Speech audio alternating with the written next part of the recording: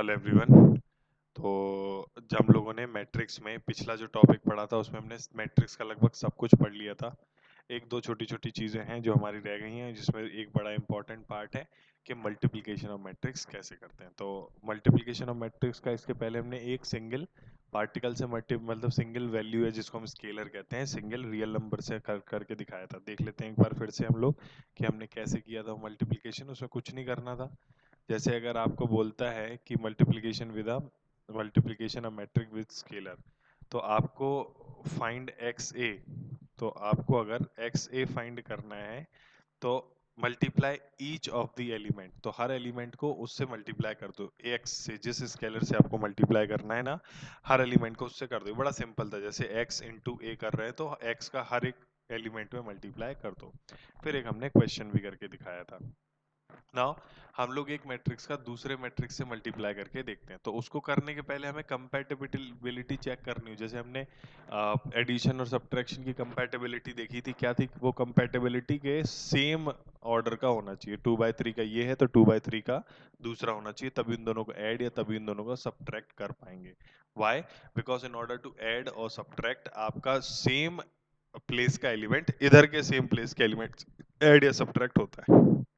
Now, for compatibility of matrix, compatibility of multiplication of matrix, जैसे कि हमें यहाँ पर दिया हुआ है, तो compatibility to matrix A and B can be multiplied together to get a product of matrix AB if and only if the number of column in A के जो number of column है, जो number of column in A यानी कि left hand के, must be equal to number of rows in B. ध्यान रखना, देखो ऑर्डर ऑफ मैट्रिक्स क्या होता है? Row into column.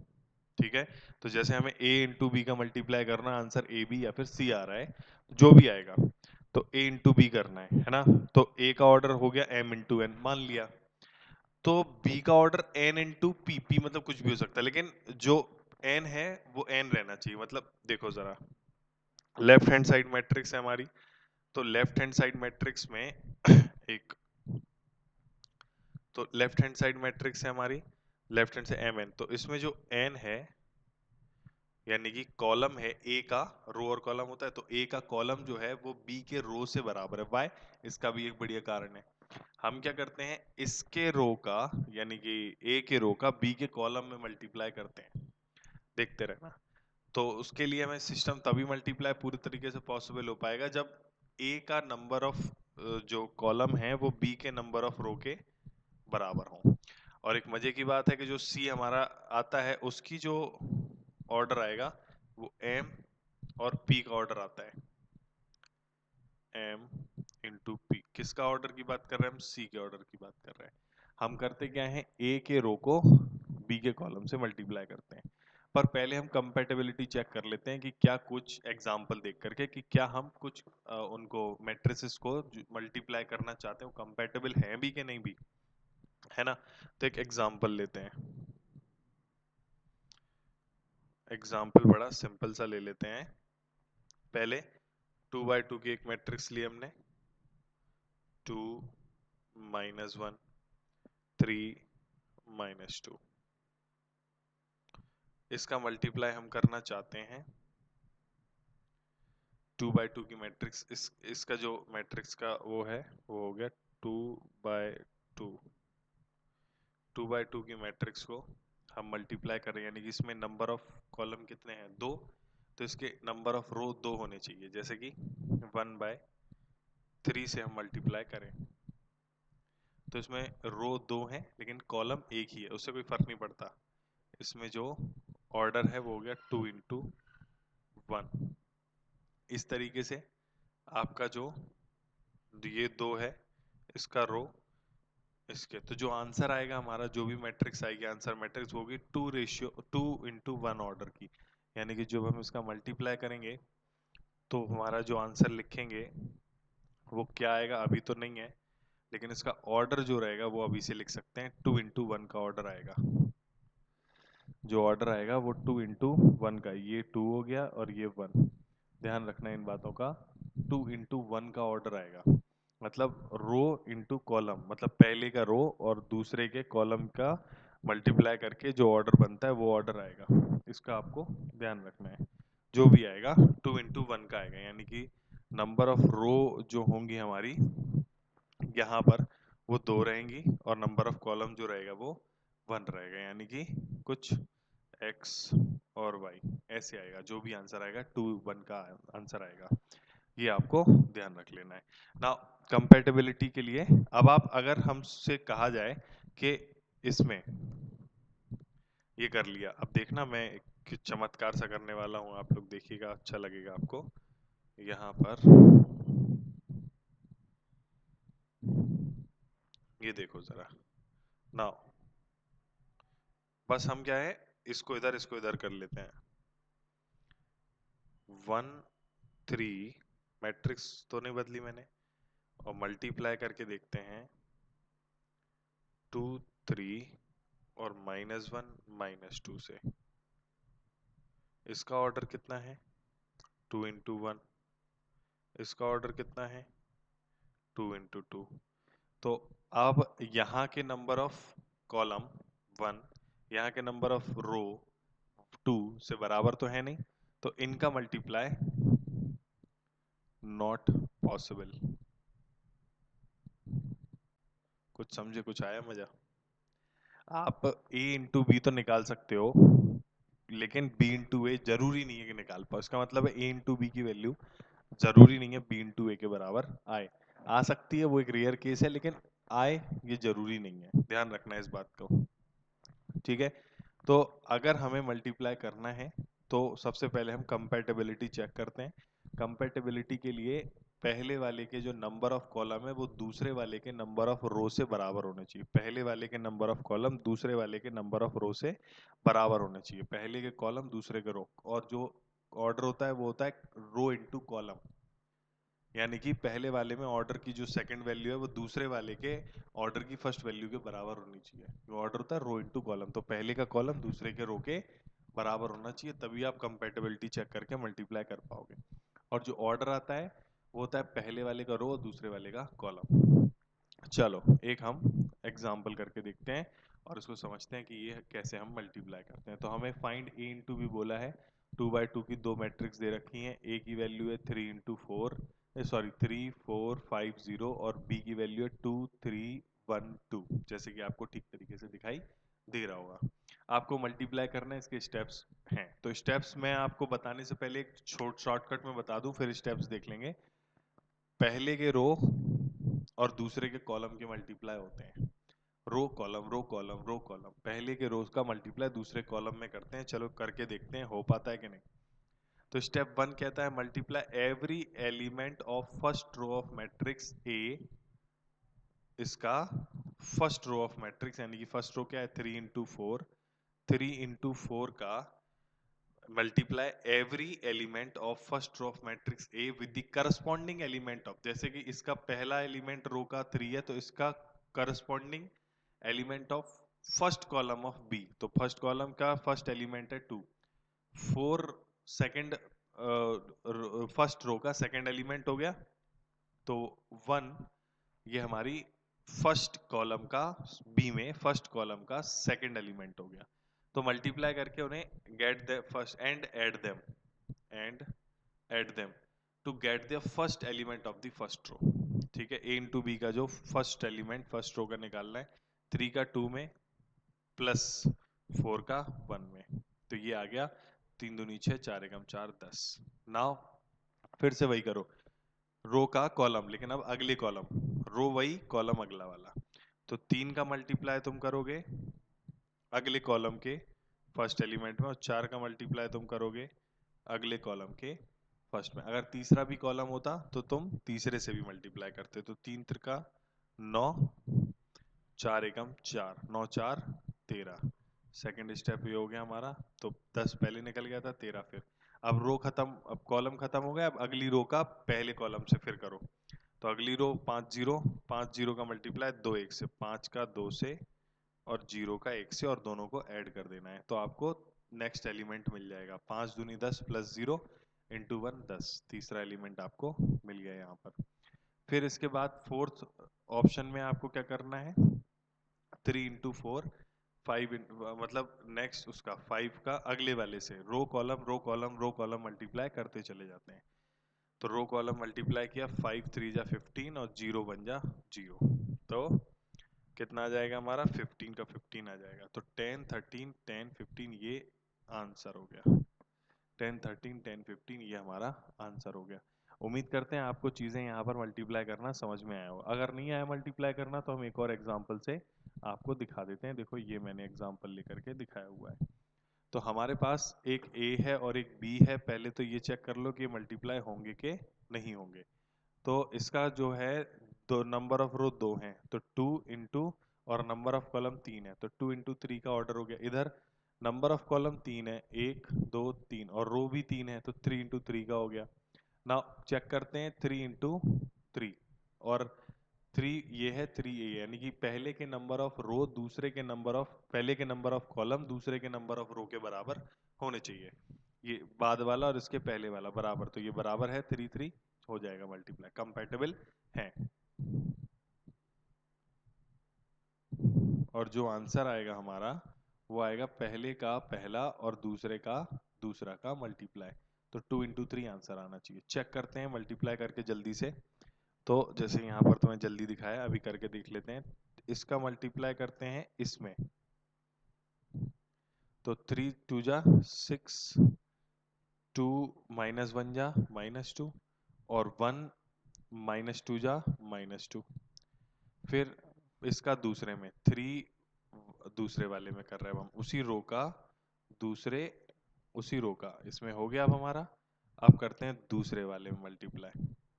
3 1 जा 3, 2 2 जा 4, और 1 3 जा 3।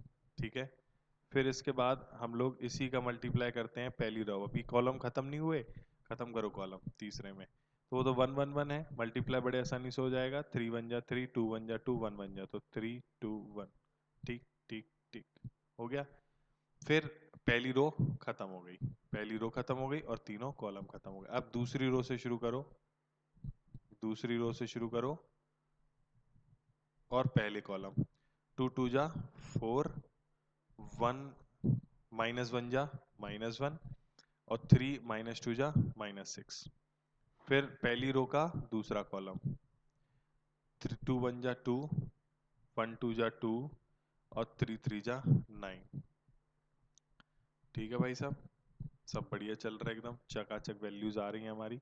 नाउ नेक्स्ट हम लोग करते हैं तो उसका तीसरे कॉलम में। तो तीसरा कॉलम तो बड़ा सिंपल है, 1 1 1 है, तो मल्टीप्लाई करना आसान होता है। तो 2 1 जा 2, 1 1 जा 1, 3 1 जा 3, ये हो गया 2 1 3। ऐड कर दो, 6 -2 -2, 6 -4 6, और -4 2 प्लस का 3 3 क्या प्लस था ना बीच में, ऐड थोड़ी है, प्लस है ये, मल्टीप्लाई नहीं थोड़ी है, प्लस है। तो 3 4, तो 3 3 6 4 10 10 लिखा है यहाँ पर। 3 2 5 1 6 6 लिखा है यहाँ पर। -6 -1 -7 और +4 -3 लिखा है यहाँ पर। 2 2 4 और 9 13 13 लिखा है यहाँ पर। 2 1 3 वही 6 आ जाएगा, लिखा है यहाँ पर। तो ये हमारा आंसर हो गया। ये मल्टीप्लिकेशन ऑफ मैट्रिक्स का एक और क्वेश्चन।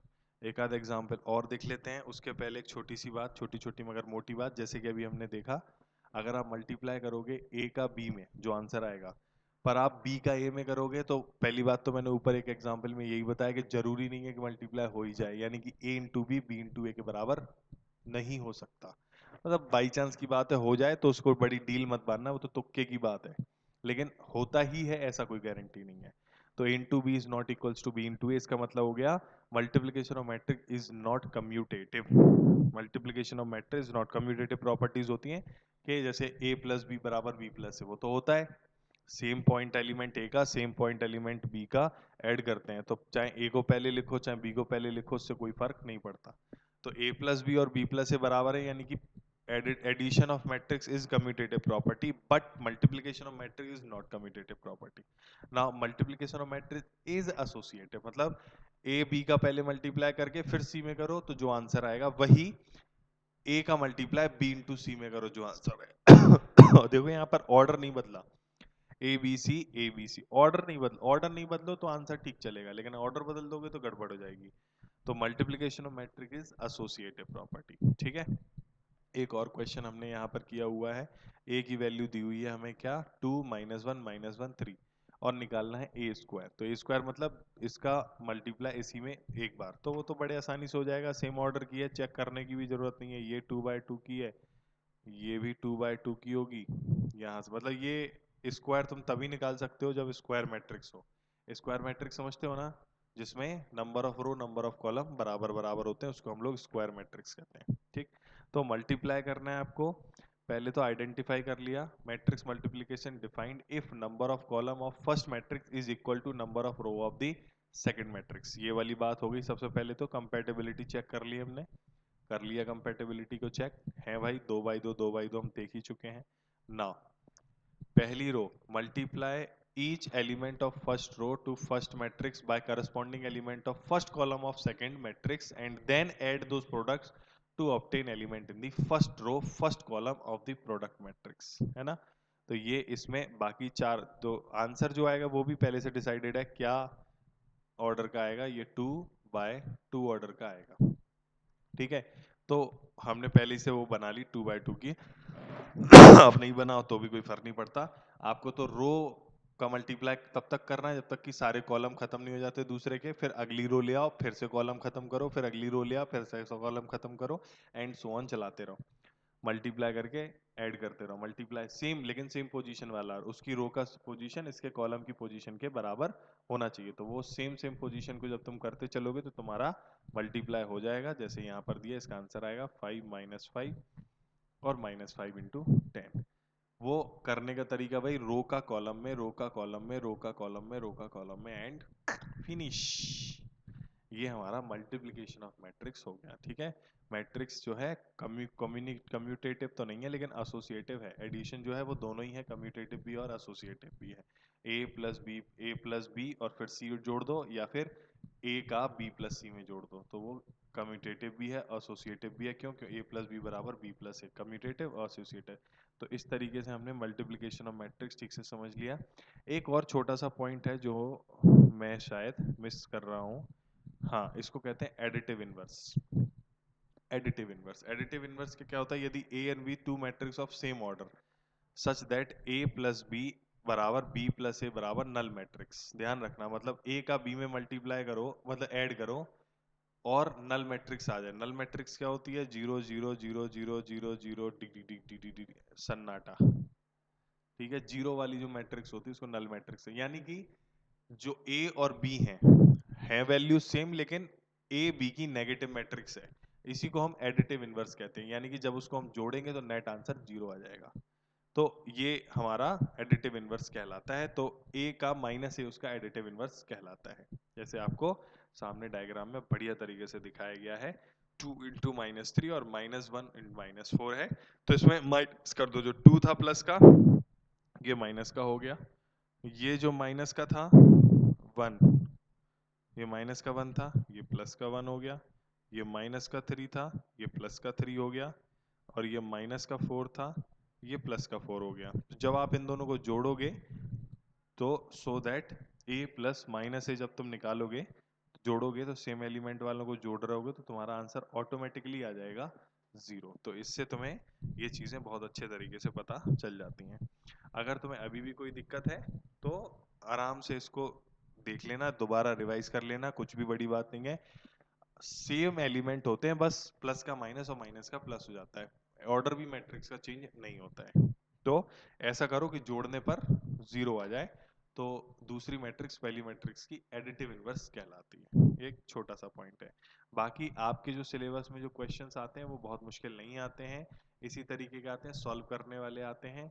एक आध छोटी मोटी चीजें और जो आपको अगर नहीं पता है, मैं आपको और एक आध, वैसे मैंने आपको बता चुका हूँ पर फिर से बताता हूँ आपको। मैंने स्क्वायर मैट्रिक्स बताया था, ऐसी मैट्रिक्स जिसमें number of row number of column के बराबर है। फिर मैंने डायगोनल बताया था, ऐसी स्क्वायर मैट्रिक्स जिसमें बाकी सब जीरो, केवल डायगोनल भरा हुआ हो, मतलब अदर देन जीरो हो, उसको हम लोग डायगोनल कहते हैं। और आइडेंटिटी मैट्रिक्स या यूनिट मैट्रिक्स जिसमें बाकी ऐसी स्क्वायर मैट्रिक्स जो डायगोनल मैट्रिक्स है और उसमें डायगोनल में केवल 1 भरा है, तो उसको हम लोग कहते हैं यूनिट मैट्रिक्स या आइडेंटिटी मैट्रिक्स। ठीक है, आई से रिप्रेजेंट करते हैं। तो अगर कहीं पर लिखा है identity matrix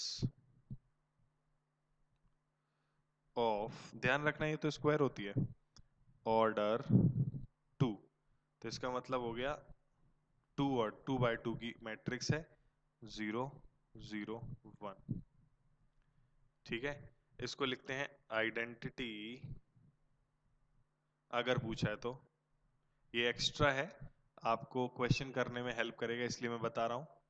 matrix identity matrix of order 4, तो 4 बना लो, 1 1 1, स्क्वायर होती है ध्यान रखना, बाकी सब जीरो कर दो।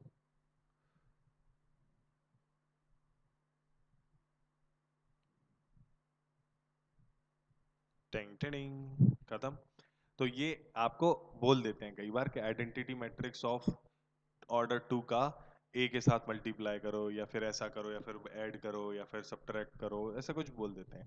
तो घबराने का नहीं, आइडेंटिटी मैट्रिक्स ऑफ ऑर्डर 2 का मतलब होता है कि 2 by 2 की आइडेंटिटी मैट्रिक्स है। आइडेंटिटी मैट्रिक्स ऑर्डर 4 का मतलब 4 by 4 की आइडेंटिटी मैट्रिक्स है। आइडेंटिटी मैट्रिक्स ऑर्डर 3 का मतलब है 3 by 3 की आइडेंटिटी मैट्रिक्स है। आइडेंटिटी मैट्रिक्स यानी कि जिसमें जो ऐसी स्क्वायर मैट्रिक्स, ऐसी डायगोनल मैट्रिक्स जिसमें डायगोनल में 1 होता है केवल। ठीक है भाई, तो इस तरीके से ये चैप्टर का जो भी थ्योरी पार्ट था, जो सिखाने वाला पार्ट था, मेरे हिसाब से वो तो हो गया। अब जो भी बचता है वो वाला पार्ट हमारा न्यूमेरिकल है, जो डाउट्स रहेंगे वो न्यूमेरिकल्स हैं। डाउट्स जो आपको आएंगे ये हम लोग बाद में देख लेंगे। चलिए भाई, क्लास हमारी यहीं पर खत्म होती है। नमस्कार, टाटा, बाय बाय।